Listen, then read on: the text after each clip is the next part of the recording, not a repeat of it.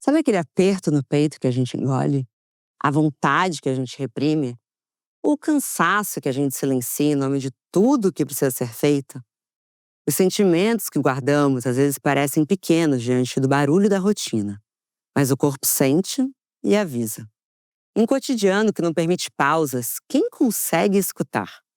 Neste episódio, pensado com um Molico que acredita no bem-estar real das mulheres, a gente quer fazer um convite. E se, neste exato momento, e só por um tempinho, você se oferecer carinho? Esse pode ser um gesto radical. Bom dia, óbvios! Eu sou Marcela Ceribelli e hoje a conversa é com Mari Luz, uma psicóloga que entende o autocuidado como prática política, afetiva e cotidiana e que nos convida a criar espaço dentro de nós para sentir, sem pressa. Porque cuidar de si também é sobre se perceber e faz parte desse processo buscar por escolhas conscientes na rotina e se convidar para um momento só seu, que pode ficar ainda mais gostoso com Molico, nas versões Molico em pó desnatado, fibras ou zero lactose. Porque além de uma escolha prática, Molico é uma marca que entende que nutrição verdadeira começa no gesto de escuta. Bora escutar o que a Mari tem a dizer? Bom dia, óbvias. Bom dia, Mari Luz. Que nome lindo. Como que você tá hoje? Tô muito feliz. Bom dia, Marcela. Bom dia, óbvios, né? Tô super feliz de estar aqui. Muito obrigada pelo convite. É uma honra pra mim. Eu acho que vai ser incrível o nosso bate-papo. É uma honra pra mim também. Eu fiquei tão maravilhada, assim, eu tô num momento muito de olhar o significado das palavras. Eu tenho estado num momento muito literal das coisas, não só literária. Como é carregar luz no nome? Ai, já amei a sua pergunta. Sabe que meu nome é gigante. E o Luz é o último, e é do meu pai, da parte da família do meu pai. E às vezes, minha mãe, ser criada por uma feminista, tem dessas coisas. Às vezes minha mãe falava, mas por que Luz e não o meu nome? Eu falava, porque eu já tô me preparando pro sucesso. É exatamente isso. Carregar a luz significa alguém que tá pronta para chegar e brilhar. E assumir isso. E como é importante acreditar antes de ser? Muito, muito. Me conta um pouco como que isso se desdobra no consultório e já vamos te apresentando para as ouvintes. Você é psicóloga, vamos conversar. Exatamente, eu sou psicóloga, sou Mariluz, me chamem de Mariluz, sou psicóloga, sou consultora de diversidade e inclusão, sou palestrante, sou mentora, tenho escrito 3 e-books sobre relações raciais, sobre saúde mental. Onde as pessoas encontram? Ai, no meu site, tudo na página do meu Instagram, tá tudo relacionado lá, @mariluzpsicóloga. Aí todo mundo encontra tudo lá, todo esse conteúdo e as informações. A gente vai colocar também na descrição do episódio para que vocês encontrem muito facilmente a Mari. Obrigada. Imagina. E além disso, eu também fundei um instituto chamado Janete Costa, em homenagem à minha mãe, essa pessoa maravilhosa na minha vida. E voltando à tua pergunta, essa questão da luz vem muito desse lugar. Eu cresci sendo uma pessoa empoderada. E acho que isso fez muita diferença na minha vida. Receber muito amor. Eu cresci ouvindo o quanto eu era bonita, inteligente, o quanto que eu era capaz de chegar nos espaços que eu quisesse chegar. Então eu não cresci com limitações. E para uma mulher negra, você é mulher, também entende esse lugar que eu tô falando, o quanto que é importante pra gente esse espaço de alguém dizer pra gente, você pode. Não tem limites para o lugar onde você quer entrar, para aquilo que você quer ser. Então, eu aprendi muito isso na minha família e hoje isso é uma das coisas que eu levo, inclusive, para a clínica. Mas, por favor, fique mais do que livre para continuar, porque muitas vezes, quando eu queria ouvir isso, talvez eu ouvisse com mais facilidade por ser uma mulher branca. Sim. Como que o recorte racial entra aqui? O recorte racial entra que, muitas vezes, as gerações passadas, né, então as nossas bisavós, as nossas avós, as nossas mães, não escutaram isso de ninguém. Então elas não tiveram como passar isso para os filhos. Eu considero que a minha família é uma família iluminada, vamos brincar com luz, hein? Vamos! É uma família iluminada nesse sentido, porque primeiro que a gente acessou, por exemplo, universidade, eu tenho muitas pessoas formadas na minha família, isso é um diferencial E a gente pensando e conversando até com amigos brancos, isso é um diferencial muitas vezes para famílias brancas pobres, que não tem tantas pessoas formadas. Na minha família, a gente acessou a universidade. Acho que isso é um grande diferencial. Um outro diferencial também foi esse lugar que não é perfeito, quero deixar bem claro, né? Não é uma família perfeita, tem inúmeros problemas, mas nós somos uma família amorosa. Isso é uma coisa que eu levo muito para a clínica, né? Principalmente quando atendo mulheres negras, mas em geral, porque eu atendo todas as pessoas na clínica. Em geral, é uma coisa que eu levo a importância, e aí deixo já um recadinho até para os pais aí. A importância que é a gente empoderar os nossos filhos, elogiar os nossos filhos. Então eu vejo que isso fez toda a diferença na minha vida. Nesse recorte, saber que eu sempre me achei bonita. Mesmo quando o espaço dizia, talvez você não seja. Então quando alguém virava e falava, mas eu não acho o seu cabelo bonito. Eu falava, mas eu acho. E eu realmente achava, eu não estava falando aquilo. Às vezes para mim, criança, era difícil até, por que essa pessoa tá falando isso? Eu sou tão bonita, por que ela tá falando que eu não sou? E se eu chegava em casa com essa dúvida, a minha mãe reforçava, você é mesmo. Então ela não falava pra mim, o mundo é difícil, cuidado. A gente não tinha isso, mas tinha esse reforço positivo. Você é bonita, acredita em você. E eu acho que isso faz toda a diferença nesse recorte racial. E a sua mãe demonstrava pra você que ela se achava bonita? Sim. Penso que isso é muito importante também, porque às vezes a mãe vai falar, você é muito bonita, mas a mensagem não dita diretamente, de forma indireta, é uma mãe que tá, por exemplo, sempre fazendo dieta, falando que ela tá feia, que ela… Talvez o amor próprio da sua mãe tenha passado pra você como amor próprio? Com certeza. Acho que, como psicóloga, eu penso muito no ser humano. Às vezes, as circunstâncias que nos afetam, as dores, os traumas, deixam a gente lascado dentro, né? E às vezes a terapia, que é essa função, ela vem e junta a gente de novo. Então, a minha mãe, eu posso dizer que apesar de muita coisa que aconteceu com ela não era uma pessoa quebrada. E aí faz toda a diferença isso que você está falando. Alguém que se ama consegue ensinar. Então, existia isso. Inclusive, eu era conhecida como uma pessoa um pouco arrogante quando era criança. Mas eu vou dizer assim, não era arrogância, era amor próprio. Mas onde que… é delicada essa linha tênue, né? Talvez da menina metida ou da menina que tá enxergando um valor que não vai esperar que os outros digam pra ela que ela tem. É uma linha tênue que causa muita dúvida. Inclusive, eu sou uma ativista pelo… A gente precisa se cuidar sem correr risco de achar que eu tô sendo egoísta, se eu tô fazendo uma coisa pra mim. Eu brinco, eu sou ativista, reivindico esse lugar, que a gente não pode achar que quando a gente se cuida, isso tem chance de ser um egoísmo, de ser uma coisa ruim, uma coisa errada. E isso tem na sociedade, a gente tem esse grande mito, de que as pessoas acham, eu escuto muito isso na clínica. Não, hoje eu resolvi me cuidar, mas não que eu seja egoísta, tá? Não, as pessoas têm que Já justificar. pede desculpa. Exato. Mulheres, então, muito, né? Porque esse espaço nunca é dado pra gente, né? O espaço que a gente tem que quase arrancar.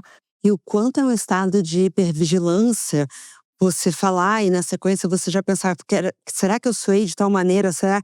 E isso também é um pouco da raiz de uma exaustão feminina que a gente vive. Acho que é uma exaustão do machismo, né? O patriarcado, que leva a gente para esse lugar de ter que sempre se desculpar, pensar 50 vezes antes de falar. E uma coisa que eu acho que eu escutei a Chimamanda, que é aquela autora, falando sobre nós não sermos boazinhas.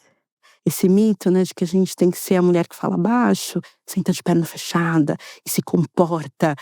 Isso, pra mim, começa aí a nossa exaustão. Os meninos, se eles estiverem destruindo a casa, é assim mesmo. E eu falo isso com muito amor, independente de gênero, porque o machismo, ele impacta homens e mulheres em lugares diferentes, obviamente, mas ele impacta. Isso também é ruim pra eles. Sim. Que crescem muitas vezes achando que não há limites. E aí leva, não quero sair do nosso tema, mas leva pra outras coisas, até como violência, enfim, que são papos para outro momento. Mas essa coisa da falta de limite dos homens também é um problema, do mesmo jeito que essa resiliência absurda. Resiliência é uma palavra mais positiva, então acho que eu vou trocar para essa subserviência, muitas vezes, que a gente vê que é uma construção do feminino. A gente precisa agradecer sempre. Se alguém te dá uma coisa que você não pediu, você nem pede desculpa, você não justifica, você só agradece, não corrige, né? Tem às vezes muito esse lugar, né, que o machismo coloca a gente. E isso é muito ruim e adoece. Que tem a ver com a relação com o corpo. Vou tentar ser breve nessa anedota, mas é porque foi muito marcante pra mim.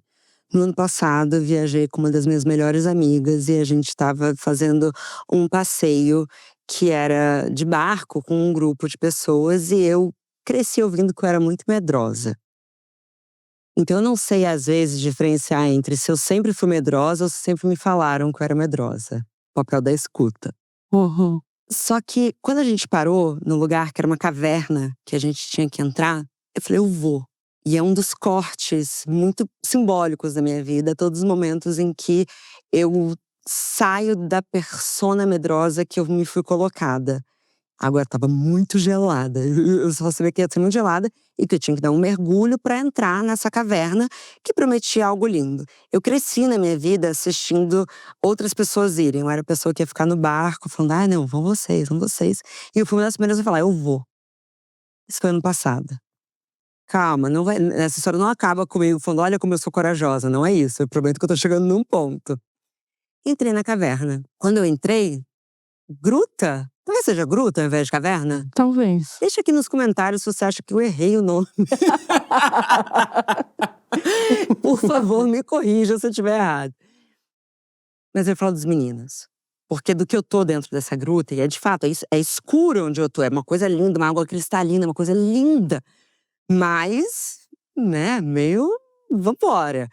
Mas com 33 anos na cara, né, eu encaro aquilo de uma maneira diferente do que esse pai que estava vindo com um menininho. E esse menininho estava numa prancha para ele atravessar.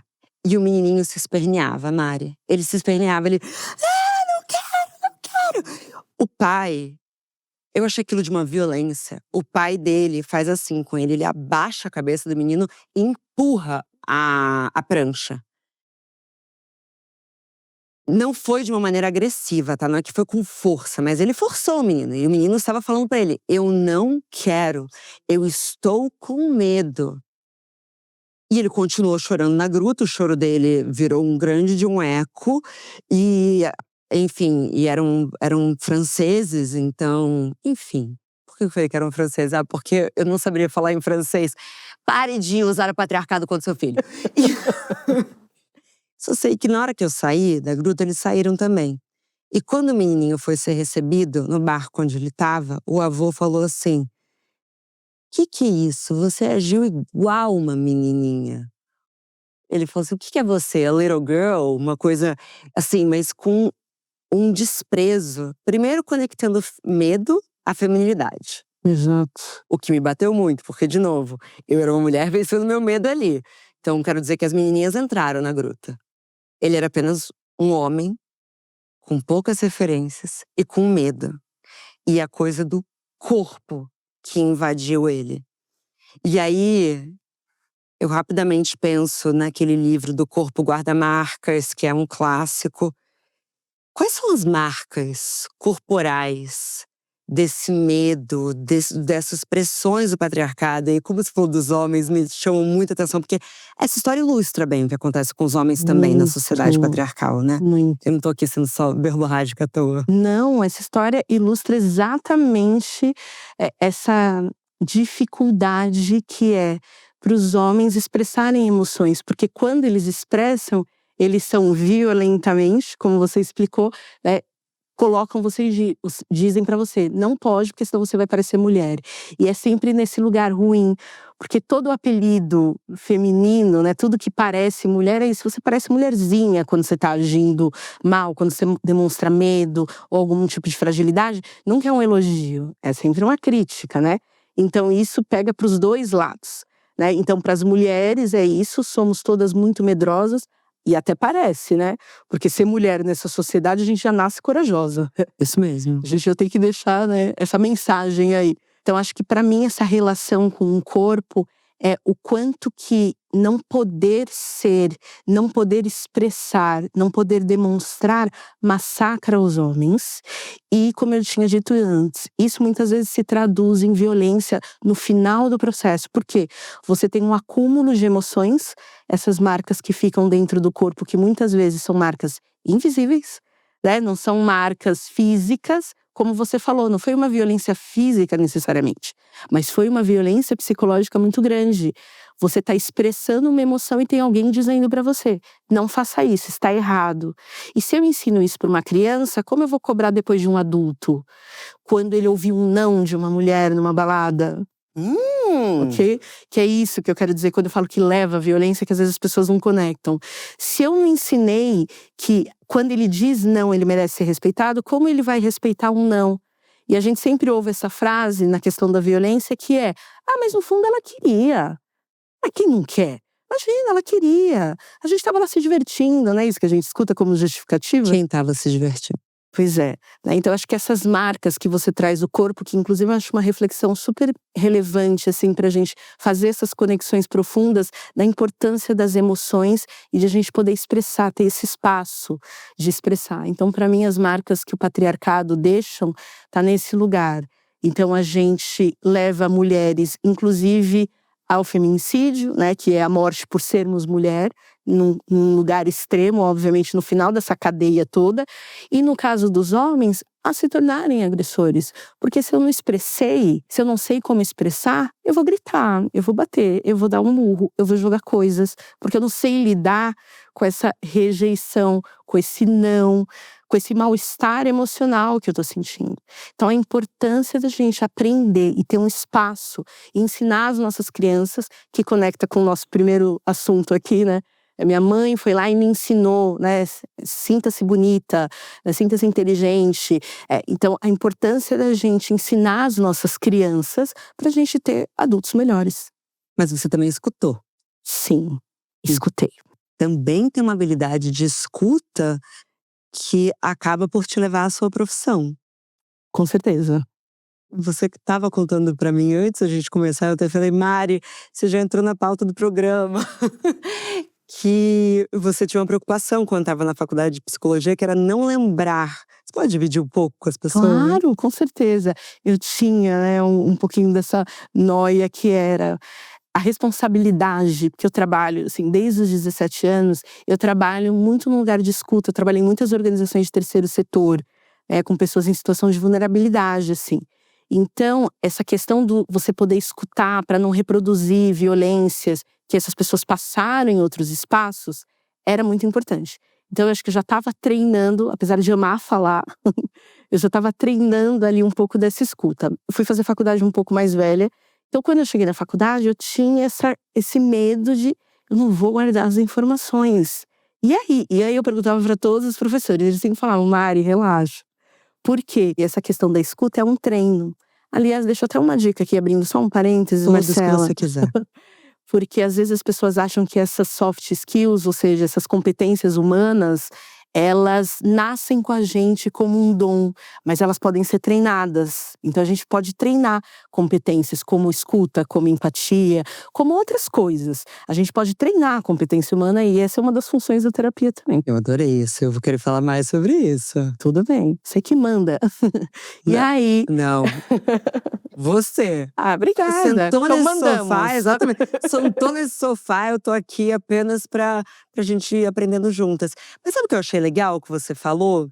Sobre a questão de treino, Uhum, e que tem tudo a ver com a escuta. sim. Me identifico um pouco porque eu digo que o meu papel aqui é muito mais escutar do que falar.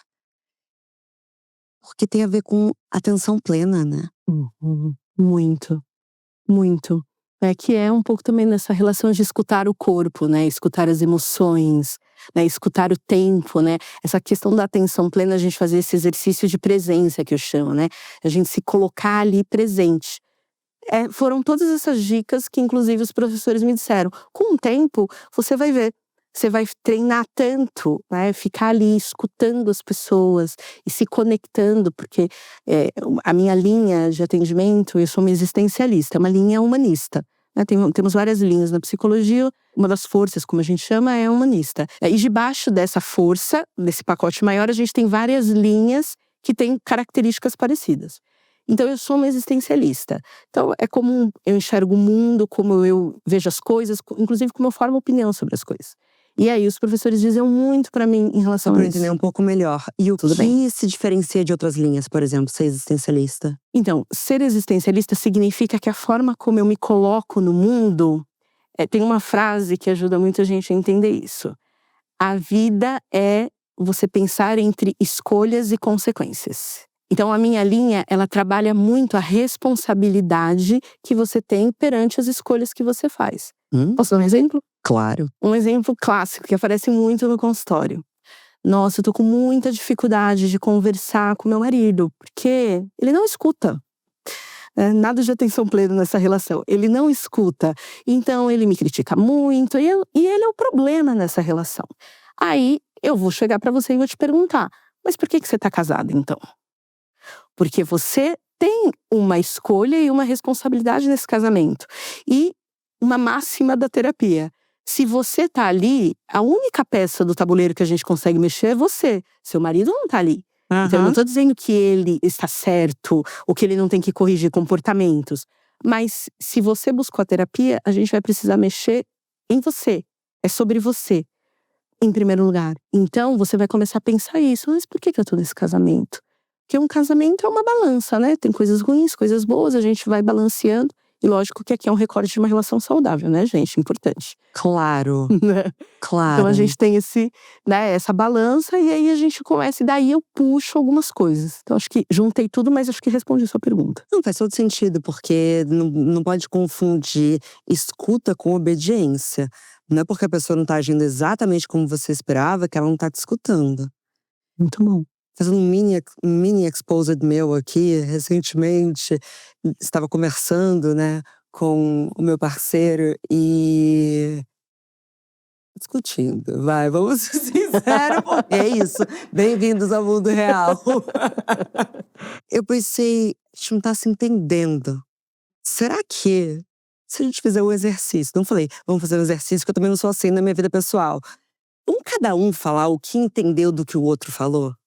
Ao invés de falar de si, vamos falar do outro? Olha, o que eu entendi do que você falou é isso, isso e isso.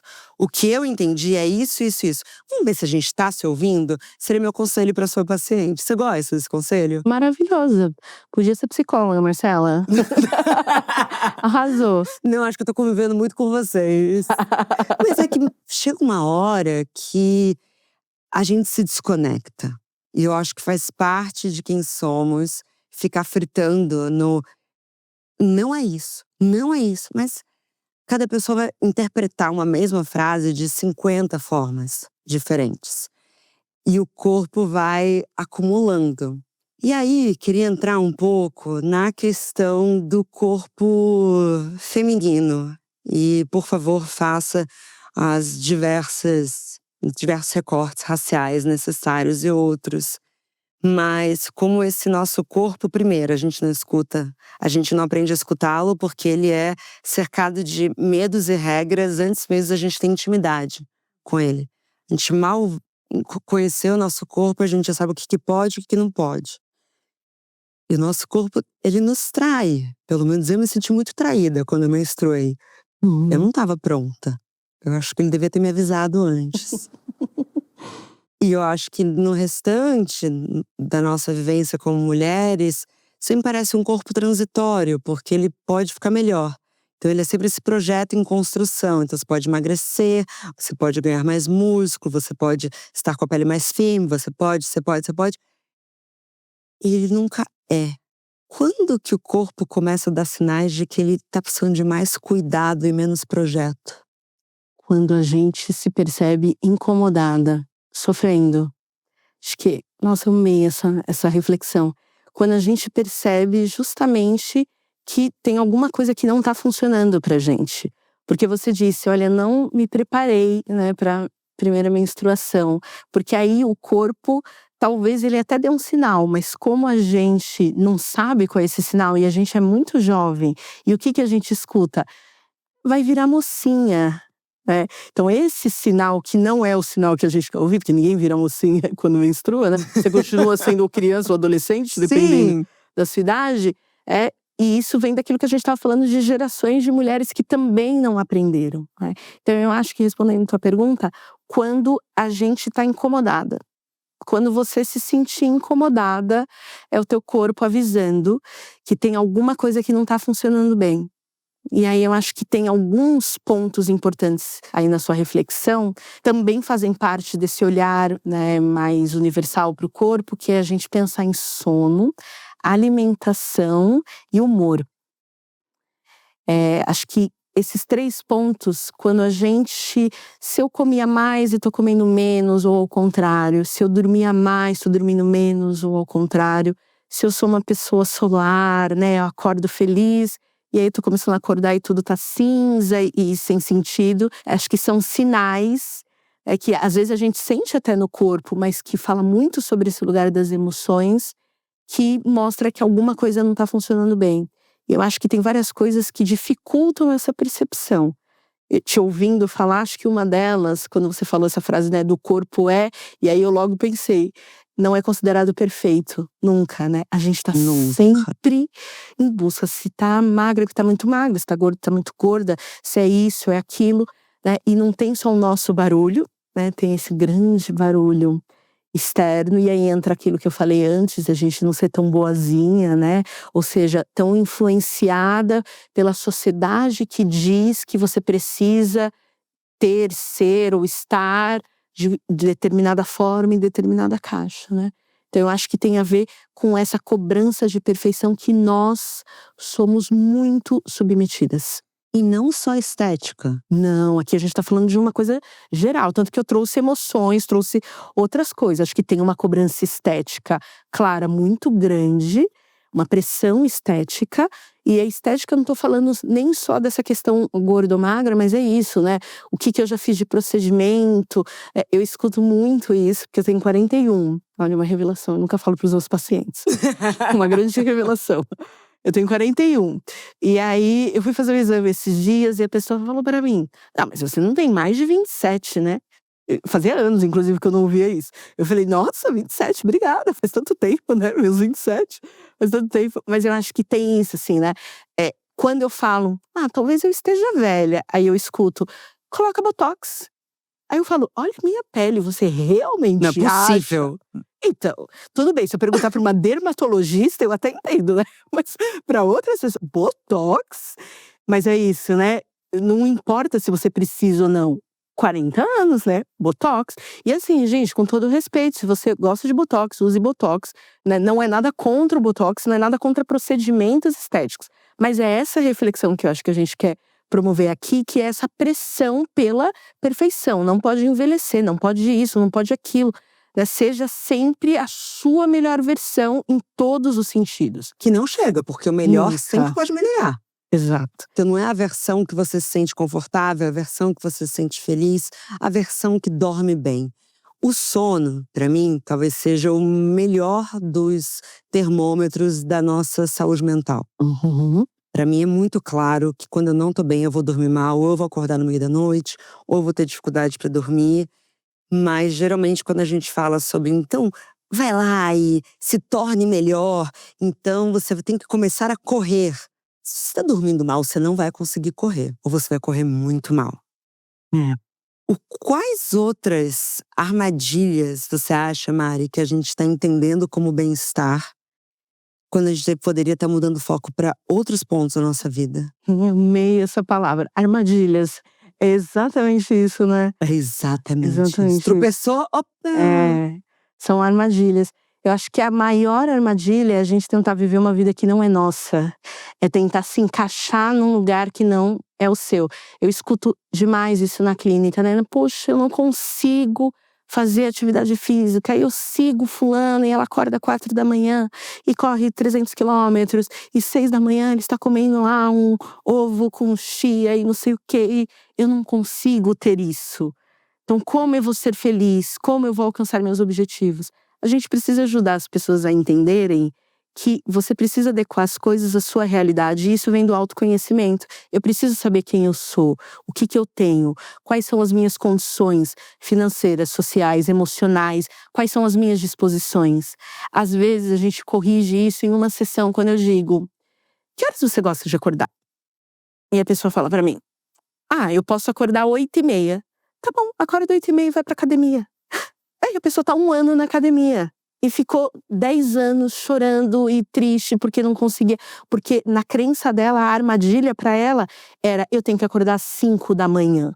Porque se eu não acordar às 5h, esse dia que eu idealizei, ou essa vida que eu idealizei como perfeita, não acontece. E aí eu sou infeliz e eu sofro.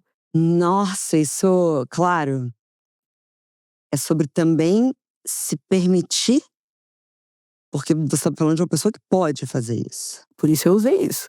Lembra, o segredo é: que vida eu tenho? Qual é o estilo de vida? Qual é a minha condição financeira? Tudo isso, todos esses recortes de raça, gênero, classe, entre outros recortes, são muito importantes. Porque se eu tenho alguém que acorda às 5h e vai pegar 3 ônibus, 2 metrôs, para chegar a não sei aonde, às 7h30 para começar o trabalho, eu não tenho como virar para essa pessoa e falar: olha, então, acorde às 5h e malhe, você vai ser mais feliz, essa saúde mental, eu sou a Mari. Né? Siga aqui para mais conteúdos. A gente precisa ter responsabilidade Sim. com esse conteúdo de saúde mental. E os recortes, e para eu saber desses recortes, eu preciso falar sobre letramento. Letramento racial, letramento de gênero, letramento social. Que as pessoas falam: poxa, mas é tão chato. É chato, mas aí, né, eu não considero chato, mas eu entendo essa leitura das pessoas: poxa, mas é chato, a gente vai ficar dando palestrinha, né? Então a gente tá fazendo isso de um jeito legal. Aqui, de um jeito mais agradável, mas é importante. Claro que é, porque depois você vai enxergar que essa mesma mulher é uma mulher, Sim. correto? Uhum. Ela pode acordar às 8h30 e esse é uma vantagem, privilégio da vida dela, porque às vezes privilégios só se ofendem. Eu Quando você fala: sei. isso é um privilégio. Sim, a algum nível, né? Sim. Pode haver privilégios até. É um privilégio vir de uma família muito amorosa. Sim. Mas posso fazer um adendo disso? Por favor. Eu concordo com você, eu faço muito trabalho de letramento racial em organizações e escuto muito isso, né? Ai, fico tão ofendida quando falo de privilégio, porque eu sofri tanto, porque eu também passei por tanta coisa. As pessoas confundem mérito com privilégio. Mérito: eu não importa onde eu nasci, ou quanto dinheiro minha família tinha, qual que é a minha raça, o meu gênero. Vamos fazer um recorte neutro aqui. Pegamos um ser humano, né? Essa pessoa, ela trabalhou, se esforçou, ela tem mérito. Independente se é homem, se é branco, se é rico. Independente. Então, ninguém quer tirar o mérito das pessoas. Acho que isso é uma informação importante. A gente, quando fala de letramento, a gente, quando fala de a gente ter uma sociedade mais justa, menos desigual, ninguém quer disputar sofrimento, né? Não, eu sofro mais do que você. Aí a fulana sofre mais do que eu, você e a fulana. Não é sobre isso. É sobre a gente entender em que lugar a gente tá, né, nesse macro social, se eu tô num lado de um fator, do que eu chamo de fator de risco, ou de fator de proteção. O que é um fator de risco? Um fator de risco é isso: eu tenho que acordar 4h para conseguir chegar no meu trabalho. Então eu tenho risco do quê? Eu tenho inúmeros riscos nesse lugar. Risco de o ônibus quebrar, de o metrô não funcionar, e de eu chegar lá e meu chefe brigar comigo. Também ser uma mulher andando sozinha essa hora. Exatamente, de morar muito longe, de estar sozinha, de ter uma questão de segurança. Então, assim, eu tenho inúmeros fatores de risco. Ou eu posso ter fatores de proteção. Eu, Mariana, e vou me citar. Eu, Mariana, tenho um fator de proteção. Qual é o meu fator de proteção? Tenho minha própria clínica. Eu faço meu horário. Então, se eu quiser atender de manhã e parar 3h, eu posso. Se eu quiser começar a atender 2h e parar 10h, se eu quiser não atender um dia, né? Você se permite, Mari? Eu me permito muito. A gente tá falando aqui de saúde mental. Eu me permito muito, muito mesmo. Porque eu sou uma pessoa que prezo, eu sou uma apaixonada por saúde mental. Marcela, eu sou apaixonada. E isso vem de inúmeras experiências, inclusive uma de burnout, que eu tive com 22 anos, eu tenho 41. E a partir… 27. Exatamente. E a parte 27 para os mais íntimos. 27 pra quem sabe. E quem me conhece sabe. Então eu tive essa experiência com 22 anos de ter burnout. E depois, e foi engraçado que eu fui pro psiquiatra e ele falou pra mim, eu não era psicóloga ainda, e ele falou pra mim: você é muito jovem pra estar passando por isso. Então eu vou te dar uma dica de ouro, guarda pra sua vida. Você precisa aprender a falar foda-se. Eu ouvi aquilo e falei, nossa, realmente, né? E aí eu fui entendendo que eu sou uma pessoa que não tenho dificuldade de dizer não. Mas como uma ativista, o que acontecia? Eu trabalhava com todas essas questões que eu já comentei aqui algumas vezes, eu já trabalhava com 22 anos com isso. Então o que eu queria? Salvar todo mundo, ter aquela sensação de que eu tô fazendo o máximo possível para alcançar esses objetivos. E com isso eu estava me desrespeitando e não prestei atenção nos sinais. E você falou do sono. Eu sou uma neurótica pelo sono. Sono é uma das coisas mais importantes para medir essa questão de qualidade de saúde mental. Eu não estava dormindo e eu estava o quê? Naturalizando. Não, mas eu tenho 22 anos, às vezes a gente dorme menos. Não, mas eu sou jovem. Não, mas não sei o quê. E quando ele me falou isso, eu falei, eu deixei todos os sinais, ultrapassei todos os sinais e cheguei nisso. Me recuperei, fiquei bem, muito bem. Agradeço eternamente a ele por esse grande conselho de um psiquiatra. E hoje eu sou uma pessoa dos limites. É isso. Se eu dormir muito mal, se eu não acordar bem, eu sou uma pessoa que vou me observar. Se eu precisar não atender, desmarcar, eu vou fazer. E claro, com responsabilidade, com consciência, mas eu vou fazer. Porque eu não quero nunca mais ultrapassar os limites. Eles estão aí para isso. E a gente está numa sociedade que romantiza ultrapassar limites, né? Trabalha enquanto eles dormem, né? É perigoso. O tempo todo. Não, eu tô achando assim genial, e talvez quem tá aqui no estúdio também esteja um pouco impressionado, porque eu acabei de gravar. O episódio anterior a esse, e eu falei que o momento de virada da minha vida foi quando meu teclado ganhou a tecla do foda-se. A gente usou a mesma palavra! Yes. Então, assim, reforçando a importância de um bom foda-se. Exato. Foda-se. Só que isso impacta também, eu quero entender um pouco o que você entende como saúde mental, que é senso de merecimento. Não. Que isso, aí entra num recorte que começa, né? Que eu tô aqui porque eu mereci, ninguém… Mas as mulheres me parecem ter mais dificuldade de sentir que elas merecem. Por exemplo, não tô nem falando de sucesso. Às vezes tô falando de descanso. Total. Uma boa mãe se dá o direito de, quando há oportunidade, descansar? Ou se ela usar aquela oportunidade, isso fez dela uma mãe ruim? Pois é. Eu vou citar minha mãe mais uma vez, essa inspiração da minha vida. Uma das coisas que eu mais admiro na maternidade da minha mãe é que ela nunca negligenciou a si mesma. Mesmo amando ser mãe, e sendo uma mãe de quase 70 anos, então eu e minha irmã temos na faixa de 40, né? Então significa, a gente está falando de uma outra época, até com menos reflexões e com menos conteúdo para pensar em desconstrução de maternidade. Mas isso sempre me impressionou na minha mãe, como ela não abria a mão de quem era ela, mas ela não precisava, por isso, negligenciar os filhos. É como se tivesse espaço para tudo. E a gente saiu de um lugar onde a mulher não pode pensar nela e ela precisa dar tudo para os filhos. E eu acho que a gente hoje vai para um outro lugar, mas talvez a gente vai para um outro lugar, mas ainda parecido, que agora eu tenho, né, a amamentação livre demanda, que também coloca a gente talvez numa outra caixa de, bom, mas se você quiser cesárea e não quiser parto normal, você está massacrando o seu bebê. Mas se você não quiser amamentar livre demanda, é um absurdo, porque não sei o quê. A nomenclatura parto natural parece tão mais adequada, né? Sim, sim. Eu adorei que pararam. Não, claro que a gente às Sim. vezes usa, mas como é melhor natural Sim. do que normal. Sim, com certeza. Com certeza. Já dá algum nível de perdão, né? Assim. Eu acho que tira a gente um pouco dessa caixa das obrigações, assim, Sim. né? Então eu acho que tem muitas obrigações para nós. E a gente precisa tomar cuidado. Então acho que eu vi na minha mãe Essa coisa de você não precisa negligenciar quem você é. E eu acho que é difícil para mulheres, você deu o exemplo das mães, acho que é muito difícil porque por mais que ela queira às vezes fazer isso, a cobrança talvez seja tão grande que ela não consegue. Então antes ela já está se desculpando ou já está se sentindo mal sobre um tempo de descanso. Até a própria ideia de cuidar de si ficou um projeto difícil. Tantas vezes eu penso: "Nossa, eu não tô cuidando nada de mim", porque, sei lá, não tô passando nenhum creme na cara, não tô me alimentando de forma regrada.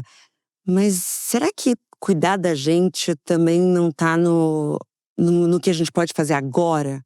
Então dormir mais um pouquinho, talvez seja mais autocuidado do que você viu que eu sou fissurada com sono, né. Mas eu entendo, porque eu sou também muito fissurada com sono. E quando eu tô mal, eu durmo mal. Então isso me pega muito, Pois é. me pega muito. E Uhum. me pega muito o quanto, enfim, é uma vida muito corrida, né, então Sim. sempre o sono parece que tá faltando. Mas foi assim que eu descobri meu burnout, sabia? Eu fiquei quase 3 dias sem dormir. Nada, nada. Eu já estava quase, né, ali um limite de um surto. E eu estava quase 3 dias sem dormir. Por isso essa questão do sono, você fala, eu super me reconheço, porque pra mim dormir é importantíssimo. E é isso. Lembra que eu falei lá atrás sobre a questão da escolha? Fazendo essa relação com saúde mental, a gente precisa aprender a se escolher. Pode ser que o mundo diga: "Não, não faça isso, está errado, trabalhe mais, se esforce mais", né. Porque a gente também tem essa sociedade da fantasia, desse esforço, que às vezes eu vejo, né, nas redes sociais e falo: "Gente, mas é tanto esforço que eu tô cansada, só de ver". Que é tanto esforço que você precisa fazer, né, pra ser e aí pra ser pouco, né, porque não é o suficiente, né, é cansativo demais, né. Ser feliz às vezes é um pouco mais simples do que às vezes a gente faz parecer. Porque a gente pode ser feliz fazendo as nossas escolhas, fazendo aquilo que é bom e confortável pra gente, entendendo que isso não é ser egoísta, que isso não é passar por cima dos outros e que se eu estiver inteira, né, você falou: "Ah, vamos falar sobre o que é saúde mental". É a gente tentar ser o mais inteiro possível, pra mim e para o outro. Se uma mãe tá descansada, ela vai ser muito melhor para o filho, mas pra ela conseguir fazer isso, ela também vai ter que dizer alguns nãos. Ela vai precisar entrar nesse processo que pode ser doloroso, muitas vezes, mas que no final, eu brinco com os meus pacientes, quando você passa pelo túnel, né, tá escuro, é assustador, mas quando você chega do outro lado, poxa, vale tanto a pena. Chega na luz, né. Exato, então vamos juntos, né, Mas vamos pegar na mão e vamos, porque vai valer a pena, né. E eu acho que isso mostra, inclusive para crianças, para adolescentes, acho que as mães têm um papel na sociedade muito importante, né, afinal de contas as mães não, né, os pais. Desculpa gente, não só as mães, né, os pais têm, né, pais e mães, né, os cuidadores em geral, têm um papel muito importante, que é justamente a educação. Então a gente poder educar, e não só educar de faça isso, não faça aquilo, mas de educar também emocionalmente. Ou seja, se eu vejo minha mãe, que ela descansava, que ela saía, que ela deixava a gente com o nosso pai, e de novo, né, a gente tá contextualizando há 35 anos atrás, né, e ela fazia sim, isso, e alguém perguntava pra ela: "Mas com quem tá suas filhas?" "Ué, com o pai delas, é pra isso que elas têm pai". mas de novo, vem um olhar externo e nos corta. E muitas vezes, se não é hoje um comentário diretamente pra você, é o conteúdo que você vai consumir que vai de alguma forma te falar o que tá faltando. Exato.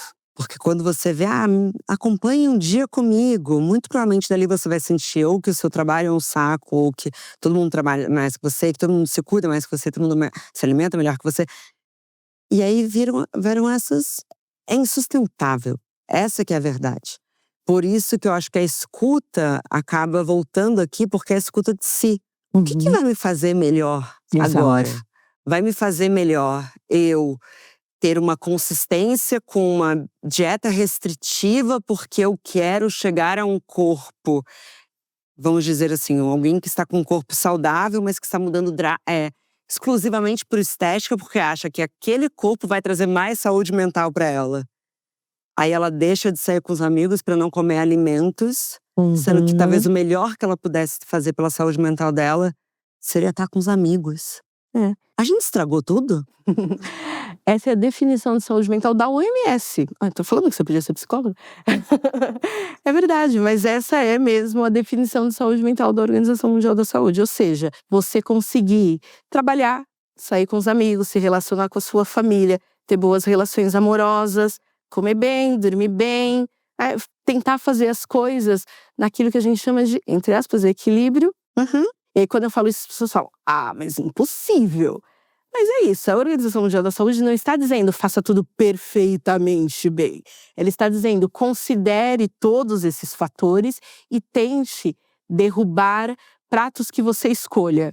Aqui é a dinâmica do derrubar pratos. A gente já ouviu falar muitas vezes dessa coisa de derrubar pratinhos. Mas eu adoro sempre, fala, por favor. Pois é, mas a gente precisa aprender não é derrubar, a gente tem que jogar pratinhos. Essa é a minha dica. Opa, passar pra frente. Não, jogar mesmo, deixar eles quebrarem. Então, por exemplo, você trabalha, você estuda, você é mãe, você é casada, você tem uma relação amorosa, você tem amigos, você tem família. Olha quanto prato. Você malha, já tô falando de uma vida aqui já bastante difícil. Já tô cansada. Exato. Então, o que eu preciso fazer? Às vezes, eu vou ter que jogar um pratinho. Às vezes, vai ser o pratinho do parceiro, da parceira. Às vezes, vai ser o prato da faculdade, do curso. A gente precisa normalizar, às vezes, fazer as coisas medíocres. Vou falar o que ninguém te disse. De graça. Né? Formação gratuita. Às vezes, a gente precisa aprender. E nós, mulheres, nossa, não aprendemos. A gente tem que fazer tudo 500.000%. Só que às vezes não vai dar, e é por isso que a gente adoece. Se eu quero ter saúde mental, eu vou precisar respirar fundo e escolher jogar algum prato. E naquele dia, esse prato vai ser o prato que eu não vou dar conta e eu vou ter que falar, não dei conta, tá tudo bem, amanhã eu vou acordar, tem um novo dia, e aí se eu precisar, eu jogo outro, eu escolho jogar outro prato, eu mudo a opção. Mas esse ato responsável, deliberado de jogar um prato, ele é importante para nossa saúde mental. Nossa, e muito bom que isso que você está falando, porque é também da gente perceber qual que é o trabalho emocional que a gente está fazendo que não nos pertence. Porque são muitos, então se você está num ambiente profissional e muitas vezes você de repente abraça o problema de uma outra pessoa como se fosse seu. E eu não estou falando sobre deixar de ter empatia ou compaixão, eu sou quem me conhece, sabe? Eu sou o extremo oposto disso. Mas é perceber o quanto que o envolvimento daquilo, as pessoas começam a despejar também em você. Pouco a pouco, elas entendem que você vai resolver o problema delas. O que é um pouco dúbio, né, Mari? Porque a gente também gosta de se sentir necessária. Nossa, muito. Se sentir amada, né, especial. Mas olha a importância dos limites aí.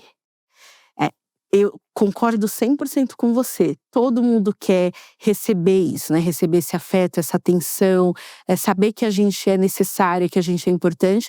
Isso, para mim, tá numa dinâmica saudável, desde que isso não invada os nossos limites. Nossa. Porque é aí que tá o segredo de tudo, né? Aprender a dizer não. Às vezes a pessoa vai buscar terapia porque ela tá super adoecida e ela acha que, porque quando eu tinha 4 anos de idade, o trauma, isso. E às vezes é porque ela não sabe dizer não. Às vezes ela até aprendeu quando ela tinha 4 anos de idade a não dizer não. Mas muitas vezes, se você faz essa correção, que óbvio que aqui a gente, num bate-papo, parece simples, mas lembra que eu falei do túnel, né? A gente entra num túnel, tem todo um processo para isso acontecer. O primeiro passo, você falou muito bem um pouco antes, que é essa percepção de si, esse reconhecimento de quem eu sou, dos meus limites, do que eu gosto, do que eu não gosto. Por isso a importância de não naturalizar. Sim. A gente naturaliza muito as coisas. Não, fulano me tratou mal, mas tava de cabeça quente, né? Às vezes quando a pessoa tá nervosa, quando ela tá estressada, ela faz isso mesmo. A pessoa nunca, né, é recíproca, nunca me manda mensagem, só eu que vou atrás. Mas é assim mesmo, tem gente que tem mais pra dar, né? E tem outras. E não que não seja verdade, até é verdade. Mas até que ponto essas situações me fazem bem e eu tô conectada comigo, né? Você falou em algum momento de conexão consigo mesmo. Isso é princípio para a saúde mental. Se você estiver desconectada de você, você não vai ficar saudável. né? Isso aí é uma bola de neve que em algum momento pode inclusive dar em coisas muito grandes e graves e profundas, como depressão, ansiedade, burnout, entre outros processos de adoecimento, que a gente vê os números crescendo cada vez mais. Porque a gente está nessa sociedade que ela tá uma sociedade muito do espetáculo, né? Então eu preciso fazer muito, produzir muito, ser muito, alcançar muito. E aí acho que entra, não quero fugir do tema, mas acho que entra numa reflexão sobre o que é saudável da ambição, né, e o que é uma insatisfação quase que perpétua com os lugares que a gente chega ou com quem a gente se torna. Então a gente precisa tomar um pouco de cuidado. A ambição, para mim, é uma coisa bastante saudável, mas ela não significa insatisfação. Significa que você entende quem você é isso. Você é a Marcela, você tem o Óbvios, você tem aí várias plataformas, você faz conteúdos incríveis, mas isso não quer dizer que, de repente, você não queira lançar um novo projeto, fazer uma outra coisa. Isso tem a ver com esse lado muito legal da ambição de eu vou continuar empoderando mulheres, essa é uma missão de vida pra mim. E tá tudo bem. Agora, olhar e falar, poxa, as chapadinhas não tá legal, o Óbvios não sei o quê. Ai, não, eu faço esse projeto e não consigo. Ai, tudo tá dando errado. É esse lugar dessa insatisfação que parece que a gente é um pouco puxado socialmente. Porque se dizer satisfeita é quase um crime, né? Quando eu falo, não, eu sou feliz. Ah, por quê? Né? Como? Mas, como assim? Não, eu sou, se eu morresse hoje, eu vivo falando isso. Se eu morresse hoje, gente, eu morreria feliz. Ah, mas você quer coisas? Nossa, eu quero tantas coisas. Eu tenho uma lista no bloco de notas que dá 3 páginas de coisas que eu quero. Eu tenho várias ambições. Mas eu já sou muito feliz. E isso também tem a ver com saúde mental. Primeiro, obrigada pela terapia de graça. Evita a sua nota fiscal no final desse episódio.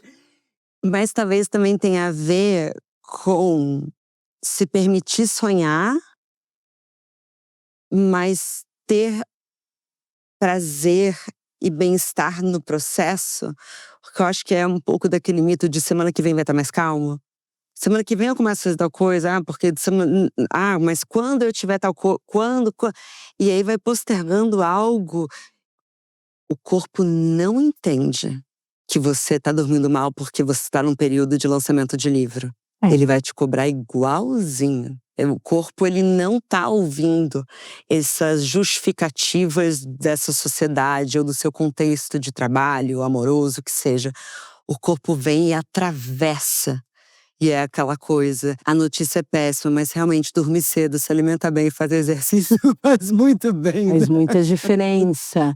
Faz muita diferença. Faz muita diferença. Mas acho que o segredo disso que você tá falando é se conectar, né, com o seu corpo para tentar ouvir o máximo possível, né? Um pouco dessa tranquilidade no meio de tanto ruído. A gente falou aqui de atenção plena, a gente falou aqui de um monte de coisas, deu várias dicas. Mas eu acho que o simples, né, continua funcionando, né? Então a gente respirar e a gente tentar se acalmar, e a gente descobrir o que é cuidado pra gente, porque o que é pra você muitas vezes não é pra mim, não é pro outro, ele não é universal, né? No meu e-book eu falo sobre o autocuidado, e o autocuidado, o grande segredo do autocuidado é eu gostar tanto de mim a ponto de saber o que eu preciso naquele momento. Percebe? Então é o que você tá falando. Hoje eu preciso dormir, porque eu vou lançar meu livro e eu preciso estar bem, eu preciso estar descansada. Amanhã talvez seja comer melhor, ajustar a alimentação. No outro dia, talvez seja sair com os amigos e tomar ali uma cerveja e relaxar. Também no convívio social, porque as pessoas não sabem, mas tem o autocuidado social, né? Não tem só um tipo, skincare, o cabelo, não sei o que. Não tem só um tipo, terapia, não tem só um tipo. Nós temos vários tipos de autocuidado, e é auto. Ou seja, eu preciso me conectar com o meu corpo, com as minhas emoções.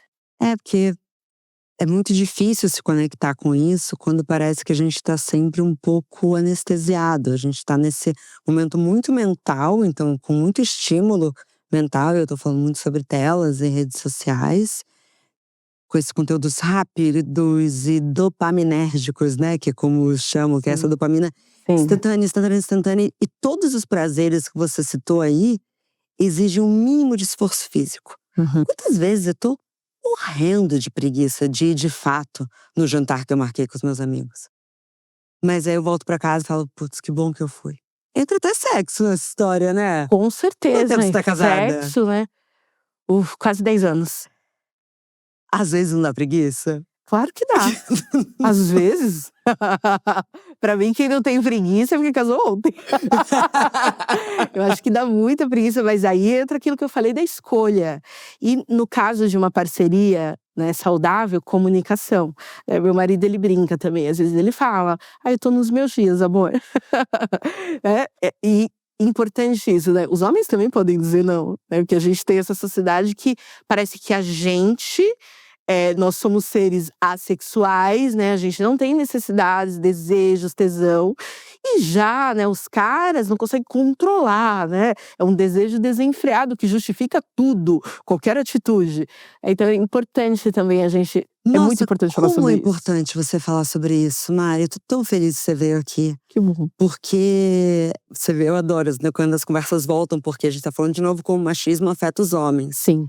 E como mulheres feministas, pra valer, e não só de estampa de jaqueta, a gente também vai ter que subverter aquilo que parece uma falha na masculinidade. Uhum. A exigência de uma libido masculina sempre disponível é a mesma face da moeda de que não aceitam não, quando nós não queremos. Exato. Então, não é porque você disse não que o homem vai procurar lá fora, aquelas coisas Ótimo. malucas Exato. da cabeça não, né, da sociedade, Exato. mas também o homem pode dizer não. Ele pode ter um momento em que ele não tá com a libido alta, e isso não quer dizer que ele é pouco homem. Exato. Que pressão forte. Mas essa é uma construção que eu e meu marido a gente fez, e às vezes as pessoas perguntam pra mim: mas é porque você é psicóloga, né? Mas eu não sou psicóloga dele, né? Por isso ele Que bom, encontrou, né? exato, os próprios caminhos. E eu nunca virei pra ele e disse: amor, acho que você precisa fazer terapia. Eu sabia? Sabia. Dentro de mim eu dizia: vá para a terapia. Mas essa construção de você também ter espaço numa relação para que a pessoa encontre os seus caminhos. Eu dou palestra paga, né? Eu não vou ficar dando palestra em casa, né? Eu vou palestrar para o meu marido e convencê-lo de que ele tem. Não, né? Ele sabia, né, o pacote adquirido, né? Uma mulher feminista, uma mulher empoderada, ele sabia disso. Então, existem as dificuldades, os atritos, existem. E muitas vezes ele também vira para mim e fala: você está me tratando como um grupo de homens, mas eu sou um só. Uia! E eu, verdade, né? Então também tem essa troca o tempo todo da gente se perdoar, da gente reconhecer, da gente se escutar, né? Comunicação é uma das coisas que causa muita separação, é a falta dela, né? A gente pressupõe demais, né? Não pressuponha, pergunte, converse, né? 1, 2, 3, nenhum casamento vai durar muito tempo, nenhum tipo de relação, né? A gente tá falando casamento e marido, uma forma muito tradicional, né, de dizer sobre relações, mas o fato é que nenhuma relação de nenhum tipo, com nenhuma pessoa, não só amorosa, ela vai ser saudável e ela vai ser duradoura se a gente não se comunicar, né, Má? Total, é muito perigoso o lugar da presunção. Uhum. Eu achei que você sabe. Talvez tenha que falar. Uhum. Talvez tenha que falar. Então, talvez o segredo seja escutar a si mesmo, saber escutar o outro, comunicar necessidades, ouvir necessidades e se tratar com carinho? Olha, acho que um dos segredos, com certeza. Acho que diria que quase que você desvendou o segredo. Então, pensando bem, a gente começa sempre, né, pelo alto, né? Sempre com a gente. Não tem como eu ir até o outro quebrada, né? Não tem como ir até o outro não estando bem, né? Eu preciso estar inteira para encontrar esse outro no trabalho, na família, na relação amorosa, nas amizades, o mais inteira possível. Então acho que a gente começa olhando pra gente. Autoconhecimento, autopercepção, autocompaixão, pra gente chegar no autocuidado. É até a brincadeira que eu faço dos 3 As. Então, autoconhecimento, autocompaixão, aí a gente chega no autocuidado. Se eu não me conheço, se eu não gosto de mim, se eu não sei quem eu sou, se eu não presto atenção no meu corpo, se eu não me escuto, se eu não olho para as emoções, como eu vou exercitar qualquer tipo de autocuidado? Sim. Então, amor com a gente mesmo é a premissa inicial. Eu gostei disso que você falou de se sentir inteira. Talvez seja uma coisa muito da psicanálise, a questão da falta. Mas talvez possa ser o início de um exercício. O que e com quem eu faço aquilo que faz com que eu me sinta inteira e o que faz com que eu me sinta em falta mesmo. Então, a endorfina tem um poder gigantesco de fazer a gente se sentir inteira. Com certeza. Talvez seja porque finalmente conecta corpo e mente e a gente tá com isso tão desconectado. Sim, acho que faz total sentido. Porque aí a gente tá falando de um hormônio, né, que o nosso organismo libera, né, o cérebro libera ali na nossa corrente sanguínea. A gente tá falando de um hormônio. Então acho que mistura essa coisa de corpo, né, e mente, corpo e emoções.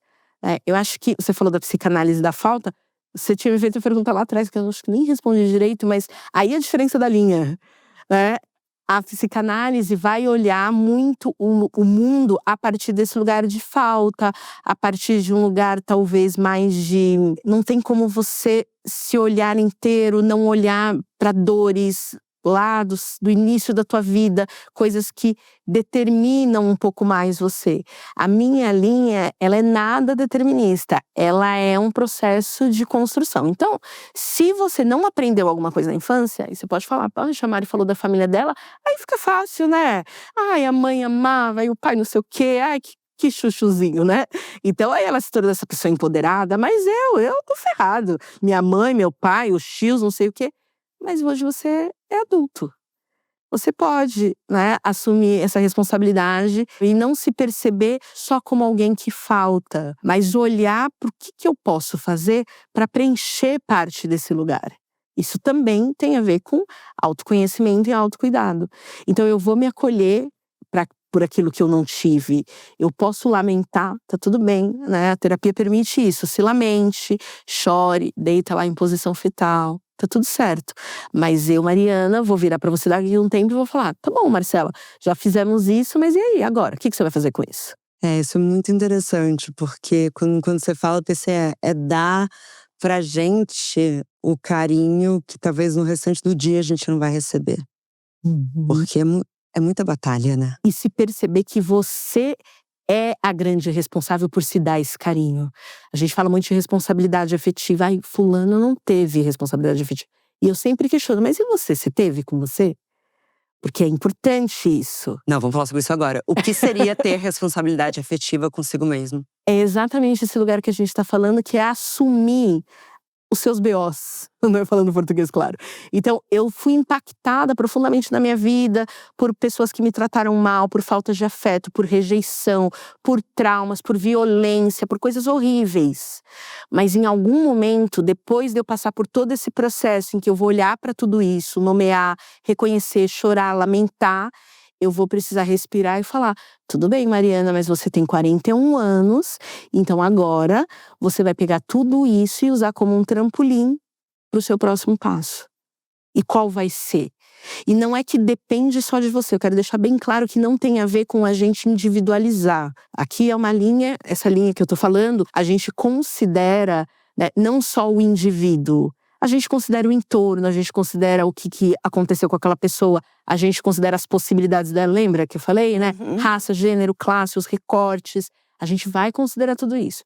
Mas em algum nível, você vai precisar entender que você é a pessoa responsável por você. Então você vai ter que dar os passos, você vai ter que entrar no túnel, você precisa fazer a escolha deliberada e consciente. Isso é responsabilidade afetiva consigo. Sim. Nossa, é muito bom. Eu amei. E talvez, aqui pensando junto e já na reta final do programa, talvez o carinho com nós mesmas seja deixar entrar prazer no cotidiano e na rotina. Talvez a gente esteja… tá faltando prazer. É tão importante sentir prazer. E claro que eu não tô falando só de sexo aqui. Uhum. Mas acho que envelopa tudo que a gente falou. Que é justamente assim, qual que é o carinho que você pode se dar, qual que é a escolha que você está fazendo, Uhum. se permitir. Uhum. Aí eu queria pra gente fechar, saber o que que faz você se sentir inteira. Uau, que pergunta difícil. É mais ou menos difícil. O que me faz me sentir inteira é, eu tenho 2 coisas. De um lado profissional, que é saber que quase tudo que eu faço na minha vida, eu estou considerando empoderar mulheres, porque esse é um sonho pra mim, muito importante de ser realizado no dia a dia. Então, o trabalho que eu faço, o meu posicionamento nas redes, é porque eu quero ver mulheres felizes, empoderadas e livres. Então acho que isso é uma coisa que me dá um prazer imenso. No âmbito mais pessoal, é com certeza cuidar de mim, muito assim, em todas as esferas, sempre buscar esse nível de consciência que a gente falou aqui. Obviamente, ser uma mulher casada com um cara maravilhoso, isso me faz muito feliz. O meu casamento me faz extremamente feliz e realizada. E me sentir amada. Acho que a gente também falou um pouco disso, né. Pra mim, eu sou uma romântica incurável. Somos 2. Sou incurável, assim, eu sou a pessoa que assiste 300.000 comédias românticas, séries românticas, eu sou total essa pessoa. Então eu acho que me sentir amada e me sentir capaz de amar, me faz muito feliz. Linda! Onde que as ouvintes encontram Mariluz? Me conta. Ai, me encontram no Instagram, no @mariluzpsicóloga. Lá, você clicando na bio, tem site, tem e-book, tem tudo, tudo, tudo, tudo sobre mim. E meu TikTok, eu tô muito feliz, que eu passei dos 10.000 e tô radiante. Parabéns, parabéns. Faço a menor ideia de como é que operam as coisas por lá. Exato. Então eu tô muito feliz, lá também tem meu TikTok, tudo @mariluzpsicóloga. Maravilhosa. Meu convite final pra você que nos ouviu até aqui é passar um minutinho que seja se perguntando qual vai ser o ato de carinho que você vai fazer por si mesma Amei. essa semana pra deixar o prazer entrar na sua rotina. Acho que é bom, né? Eu amei, essa é uma pergunta dificílima inclusive. Sim. É uma pergunta dificílima de ser respondida. Eu amei. Mari, muito obrigada. Volte sempre. Considere aqui uma nova casa pra voltar. Muito obrigada, foi, assim, um prazer inenarrável estar aqui com você. Muito obrigada mesmo. Querida. Que papo gostoso! Volto aqui com o meu convite de sempre. Vamos continuar essa conversa nos comentários? Se você gostou desse episódio, também pode avaliar e compartilhar com quem mais ama um papo com psicóloga. Eu recomendo também o link para os meus 2 livros, Aurora, o Despertar da Mulher Exausta, e Sintomas, o que mais aprendi quando o amor me decepcionou. Os 2 estão na descrição do episódio. No Instagram, a gente se vê no @obvios.cc e no @chapadinhasdeendorfina. A gente também se encontra no meu perfil, @MarcelaCeribelli. Eu te vejo semana que vem. Vai se tratar com carinho, hein?